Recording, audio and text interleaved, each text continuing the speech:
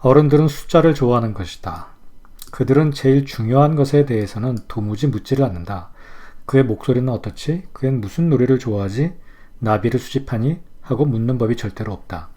나이는 몇 살이지? 형제는 몇이고? 아버지 수입은 얼마지? 하고 물어대는 것이다. 그래야 비로소 그 친구에 대하여 안다고 생각한다. 만약 어른들에게 창가에 제라늄 화분이 놓여 있고 지붕에는 비둘기들이 놀고 있는 멋진 붉은 집을 보았어요 라고 말하면 어른들은 그 집이 어떤 집인지 상상해내지 못한다. 어린 왕자에 나오는 한 구절인데요. 이 정성적인 측면과 정량적인 측면을 너무 잘 표현하고 있는 글이라고 생각합니다. 자, 몇 살, 형제는 몇, 수입은 얼마, 이런 정량적인 숫자를 통해서 어른들은 안다고 생각합니다. 그 어떤 실체에 다가가는데 이렇게 정량적인 인식이 진리에 더 가깝다라고 생각하는 거고요. 어린 왕자는 이렇게 창가에 제라늄 화분이 놓여 있고 비둘기들이 놀고 있는 아주 구체적이죠. 이런 구체적인 묘사를 통해 안다라고 생각합니다. 중요한 인식론의 차이고요. 현대 연구에서도 이 두 가지 측면이 대립하고 있습니다. 마치 어른과 아이의 시각이 다른 것처럼 말이죠. 이건 코로나 바이러스의 그 세계 통계입니다. 이 웹사이트에서 확인하실 수 있고요. 여기 보면 그 여러 가지 지표에서 미국이 가장 이 코로나 바이러스에 노출이 심하게 되어 있는 나라로 나타나 있어요. 2등이 인디아인데요. 놀라운 것은 인구 1만 명당 이 토탈 케이스, 그러니까 상대적인 숫자인데 이것마저도 USA가 훨씬 더 높습니다. 트럼프 대통령이 그래서 검사를 많이 해서 그런 것이다, 뭐 이런 말을 많이 했었잖아요. 그런데 검사뿐만 아니라 여기 토탈 케이스와 이 사망자 수를 보면 이 사망률 자체도 굉장히 높습니다. 미국이. 만약 한 200년쯤 후에 외국인이 이 자료를 보고 판단한다면 아마 인디아가 미국보다 훨씬 선진국이라고 생각할지도 모르겠습니다. 그러면 어떻게 우리가 표현해야 정말로 알게 되는 걸까요? 우리가 그 실체를 어떻게 더 제대로 표현할 수 있을 것인가? 자, 이 세 가지 스테이지로 제가 나눠봤습니다. 여기 스테이지 1, 스테이지 2, 스테이지 3. 이건 뭐 학술적으로 나눈 건 아니고요. 제가 88년도에 한의학 공부를 하러 경희대에 들어갔을 때부터 지금까지 제 몸으로 몸소 겪은 그 연구의 트렌드의 변화예요. 제가 몸으로 겪은 변화이기 때문에 객관성이나 대표성을 갖고 있지 않습니다. 아까 어린 왕자식으로 표현하자면 햇빛이 드는 창가를 얘기하고 있는 거죠.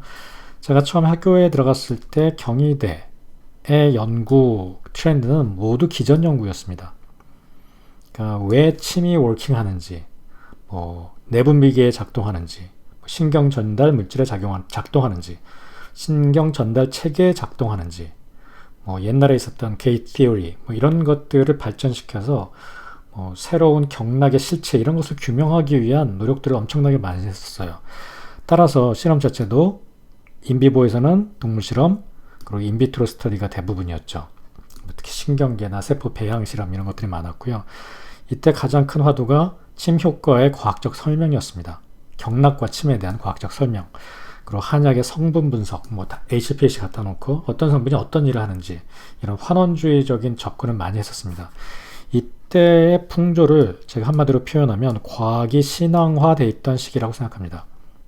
다시 말해서 과학적으로 설명이 가능하면 치료 효과가 있다라고 간주하는 거죠. 그러니까 설명이 되면 explainable, 침이 과학적으로 원리가 밝혀지면 침은 효과가 있다라고 간주하는 겁니다. 근데 아직도 많은 사람들이 이렇게 비슷하게 생각을 하고 있어요. 여러 가지 의학용으로 써가면서 호르몬이 어쩌고 뭐 신경전달 물질이 어쩌고 그렇게 해서 침이 이렇게 워킹하는 거다 그러면 굉장히 과학적이네, 나도 한번 침을 맞아볼까, 이렇게 생각하는 경향성이 아직도 남아 있습니다. 이 당시 사회적 풍조는 아직 리차드 도킨스가 나오기 전이었고요. 저는 뭐 당시 데스먼드 모리슨 이런 사람들한테 감명받고 어떤 마음이나 뇌의 작용도 모두 환원 가능하다고 생각하던 때였거든요. 당연히 이런 기존 연구 같은 데에 매력을 느낄 수밖에 없었죠. 그런데 90년대가 들어서면서 이런 생각들이 많이 깨지기 시작했고요. 이때 주로 나타난 사상이 EBM입니다. 이게 스테이지 2고요.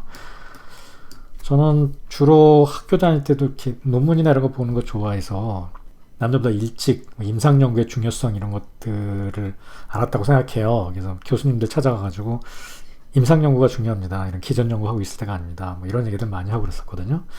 90년대가 되면서 임상 연구들이 차차 나오기 시작하죠. 2000년대가 되면 이제 테이블이 체인지 됩니다. 특히 RCT를 필두로 한 무작위 이중 맹검 실험이 어떤 골든 스탠다드가 되고 또 그 이상의 체계적 문헌 고철들이 인기를 얻는 시기죠. 이때 연구 주제는 주로 치매, 요통의 치료 효과, 귀비탕이 우울증의 치료 효과, 청신년자탕의 효과, 이런 효과에 대한 연구가 대부분을 이루었습니다. 이때 이루어진 그 키워드를 보면 evidence based medicine, 그 다음에 정량적인 분석, 모든 것을 이렇게 정량화시켜서 분석하는 것, 그리고 인과관계의 규명, 이런 게 인과관계거든요. 침이 원인이죠. 요통이 개선됐다. 결과. 이런 코젤러티를 분석하는 것. 그리고 RCT가 이 코젤러티를 분석하는데 아주 훌륭한 툴이고, 또 이때 실험은 이제 내적 타당도를 극대화하는 데 있습니다. 그러니까 이때 이전이죠 다. 물론 이 스테이지 1도 이 내적 타당도라는 것은 무슨 말이냐면 실험 내의 바이어스를 줄이는 거예요. 반대말로 외적 타당도라는 말도 있거든요. 외적 타당도는 이것이 바깥에 적용되었을 때 이 타당도입니다. 그러니까 validity. 이게 둘 다 갖기는 힘들어요. 내적 타당도를 높이려면 실험이 통제된 환경하에서 이루어져야 돼요. 비판하는 사람은 마치 이것을 몰모드처럼 세 장 안에 사람을 가둬놓고 실험하는 거라 그래요. 제가 예를 들어 설명드리면 완전히 통제된 환경, 병원 안에다가 숙식을 시키면서 먹을 것을 똑같이 먹이고 운동도 똑같이 시키면서 한 그룹에는 침만 놓고 한 그룹에는 침과 약을 쓰고 또 다른 그룹에는 아무것도 안 하고 하면서 이 세 그룹의 체중 감소나 혈당을 비교한다 하면 이게 내적 타당도는 되게 높아요. 그러니까 침을 놓은 사람과 한약을 먹은 사람, 아무것도 안 한 사람 사이에 체중 감소에 있는 효과를 찾아보기엔 굉장히 좋은 디자인이죠. 우리는 아직도 이런 것이 굉장히 과학적으로 생각하는데 이때 나온 결과가 실제 생활에서는 적용이 안 되는 경우가 많아요. 왜냐하면 그 실험 환경, 마치 세 장 속에 사람이 갇혀져 있는 상황이 실제 우리가 먹고 자고 병원을 찾는 상황과 다르기 때문에 그래요. 그래서 우리가 직관적으로는 효과가 있어 보이는 많은 인터벤션들, 그러니까 치료들도 이 통제된 환경에서 실험을 하면 굉장히 효과가 없게 나오는 경우가 많습니다. 근데 실제 또 임상에서 보면 또 그렇지 않거든요. 이것이 통제된 환경의 실험이 갖는 한계점인데 이때까지는 우리가 추구하는 것이 이 내적 타당도였어요. internal validity. 그러니까 인과관계를 규명하는데 가장 깔끔한 실험 디자인이 가장 이렇게 지향되는 아이디어란 디자인으로 생각됐던 거죠. 그래서 이때의 가치는 이때가 explainable 한 것을 추구했다면 이때는 reproducible 한. 그러니까 이 실험이 나중에 똑같이 다시 했을 때 reproducible 한지 이것이 또 가장 중요한 가치였습니다. 이 두 스테이지 1과 스테이지 2의 이 사이에는 중요한 차이가 있는데요. 우리들은 이 두 가지 모두 다 과학이라고 표현하는 경우가 많거든요. 근데 이 스테이지 1의 과학은 정말 그 과학, 신앙화된 과학이고요. 이때 과학은 사실 과학이 아니라고 볼 수도 있어요. 그러니까 이런 상황을 가정해보죠. 구술했는데 어떤 불치병이 나왔다. 근데 그것을 통제된 환경 하에서 실험을 해봤더니 구술한 그룹이 구술하지 않은 그룹보다 더 질병이 좋아졌다라고 한다면 이 스테이지 2, 이 시기의 관점에서는 굿을 적법한 치료, 효과 있는 치료로 규정합니다. 근데 굿은 explainable 하진 않잖아요. 설명 가능하진 않고 과학적이지도 않죠. 그러니까 사실 이 스테이지 2, EBM의 세계는요, 과학적인 것이랑은 좀 거리가 있습니다. 대신에 정말 이것이 효과가 있는지 없는지 그 인과관계를 따지는데 가장 적합한 실험들을 많이 하던 때였죠. 근데 이때 나타나는 한계가 뭐냐면 아까 이야기했던 내적 타당도와 외적 타당도, 이것이 바깥으로 돌렸을 때, 바깥으로 나갔을 때 이 바깥에서 적용이 안 되는 경우가 많이 있었어요. 유명한 거로는 이제 코에다 넣는 백신 같은 것이 통제된 실험 환경하에서는 굉장히 효과적이었는데 밖에 나가서는 잘 안 됐었고요. 간단한 예로 엄청나게 아픈 치료가 있다고 생각해 봅시다. 엄청나게 아픈 치료가 통제된 환경하에서는 다 발론티어들이니까 그걸 참고 하거든요. 근데 실제 환경하에서는 그 주사를 혹은 치료를 꺼리는 경우가 많아요. 그래서 그만큼 효과를 보지 못하는 경우가 많이 있고요. 침 연구 같은 경우도 이 한계를 많이 드러내는데 이 정량적인 분석, 그 통제된 환경, 객관적인 데이터 이런 게 다 좋아 보이지만 침은 또 그렇지 않은 면이 많아요. 모든 사람마다 똑같은 침자리에 똑같은 침 깊이를 사용한다. 일단 여기서부터가 말이 안 돼요. 근데 내적 타당도를 높이기 위해선 모두 같은 침자리를 사용해야 되고 의사는 환자한테 치료에 관련된 이야기 외에 하면 안 되고 심리적인 지지 같은 것이 있어서는 안 되고 이게 다 내적 타당도를 흐리는 바이어스가 되잖아요. 그러다 보니까 어린 왕자와 똑같은 의미를 갖게 된 거죠. 이렇게 숫자로 표현한 것이 과연 안다고 할 수 있을까? 그 밖에 더 중요한 것이 있지 않을까? 이런 생각을 많이 하게 된 겁니다. 그래서 최근 들어서 삶의 질이나 뭐 행복 이런 말이 의학 연구에서 많이 쓰이기 시작했고요. Pragmatic RCT, Pragmatic Clinical Trial 이런 것들이 많이 등장하고 Qualitative Study, 딱 어린 왕자 얘기입니다. 질적인 연구, 그다음에 관찰 연구 이런 것의 중요성이 다시 대두되기 시작했습니다. 그래서 이때 연구 트렌드는 침과 암 환자의 삶의 질 혹은 침 효과의 다기관 연구 같은 것도 내적 타당도가 굉장히 떨어지게 됩니다.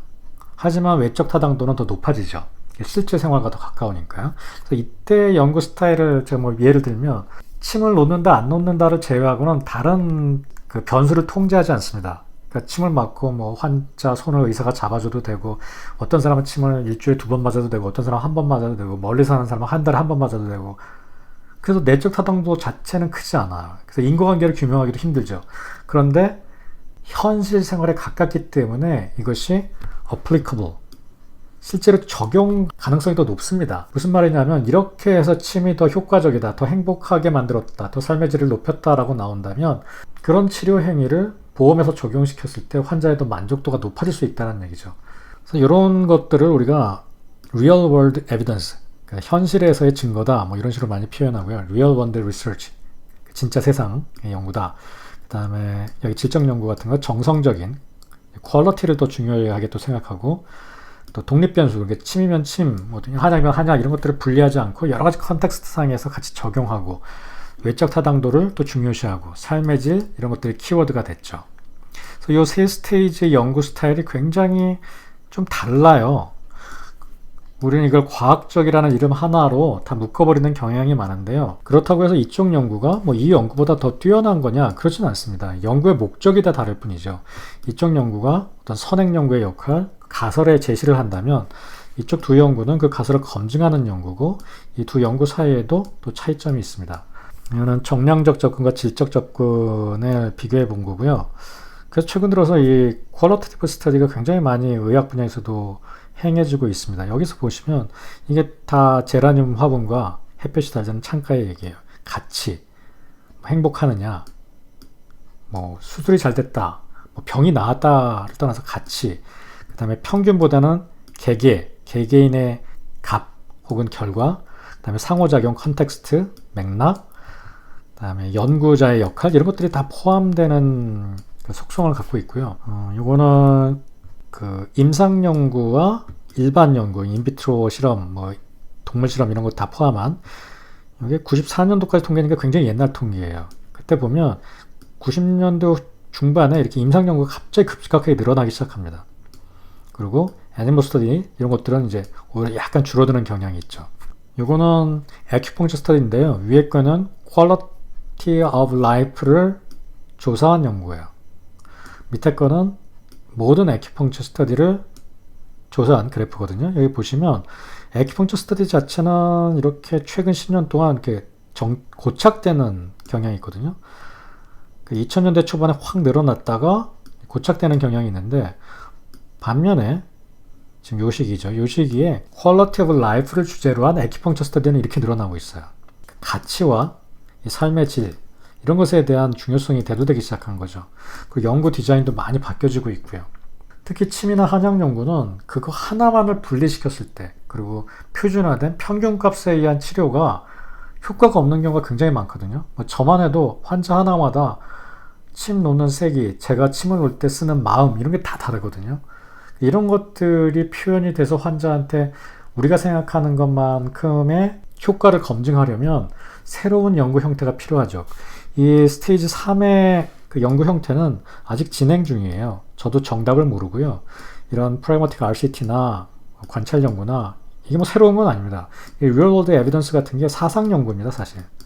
사상 연구에서 다 있던 개념인데 이것을 대체야 연구의 방법론으로서 끌어올려는 거고요. 진행 중이고 아직 해답은 없습니다. 아직까지는 이 2단계의 연구가 훨씬 지배적이죠, 물론. 근데 아까 그래프에서 봤듯이 주춤하고 있는 상태고 새로운 대안들이 필요한 시점입니다. 이러한 정성적인 가치, 퀄리티를 어떻게 연구에 담아낼 수 있을 것인가. 특히 한의학 분야도 그렇지만 사회과학 분야, 심리학 분야 이런 데서 많은 연구가 행해지고 있죠. 이 연구 방법론에 대해서. 기존의 내적 타당도 중심의 또 평균, 퀀티파이 하던 연구에서 한 발자국 더 나아가서 이 퀄리티, 밸류, virtue 이런 가치들을 어떻게 담아낼 것인가 하는 의문이 계속 이루어지고 있습니다. 한의학도 이러한 가치 측면을 벗어나서 생각할 수 없는 학문이거든요. 그래서 이 3단계 앞으로 진행 중인 이런 새로운 그 연구 트렌드에 대한 그 고민이 많이 필요하다고 생각합니다. 어떤 방법을 통해 우리가 안다라고 할 수 있을까요? 진리에 도달할 수 있을까요? 균형이 중요하다고 생각해요. 정량적이든 질적이든. 하지만 지금까지의 연구는 모두 이 정량적이고 평균, 객관화라는 이름하에 억지로 우리 한의학도 자연과학의 틀 안에 맞추려고 노력을 했었거든요. 앞으로 새로운 연구 트렌드는 좀 더 한의학의 본질, 한의학의 네이처를 잘 담아낼 수 있는 연구들이 많이 행해졌으면 하는 바람입니다. 예, 감사합니다.